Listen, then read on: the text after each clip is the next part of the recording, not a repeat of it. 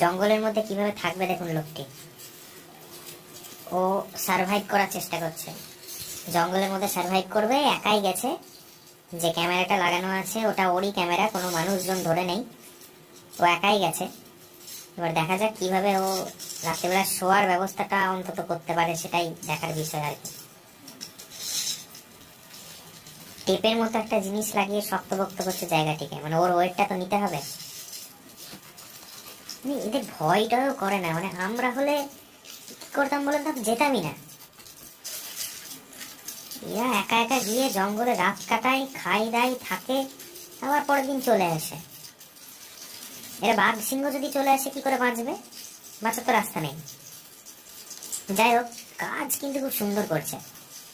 বাহ, শোয়ার মতো জায়গা তৈরি করে ফেললো, নিচ দিয়ে জল যাবে আর উপরেও শুয়ে থাকবে।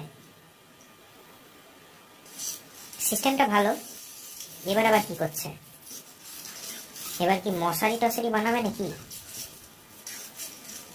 মনে তো হচ্ছে মশারির মতোই কিছু একটা বানাতে পারে আর কি, দেখে যা মনে হচ্ছে আর কি। অ্যাটলিস্ট এটা দেখে তাই মনে হচ্ছে মশারি বানাবে সম্ভবত।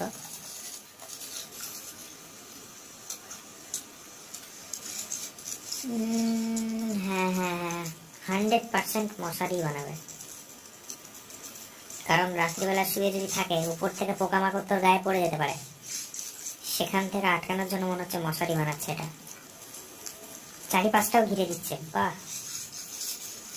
এই তো মশারি বানাচ্ছিল, সুন্দর সুন্দর।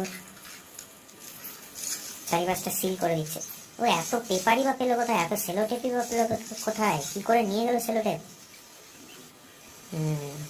বৃষ্টি, আচ্ছা আচ্ছা, বৃষ্টি পড়লেও গায়ে পড়বে না জল। আচ্ছা, এই যে বাইরে বৃষ্টি পড়ছে, ভিতরে কিন্তু জল আসছে না, ভিতরে ভাপ আসছে। সুন্দর জিনিস বানিয়েছে, তাই না? ভালো লাগলে শেয়ার করে এখনই ছড়িয়ে দিন সবার মাঝে।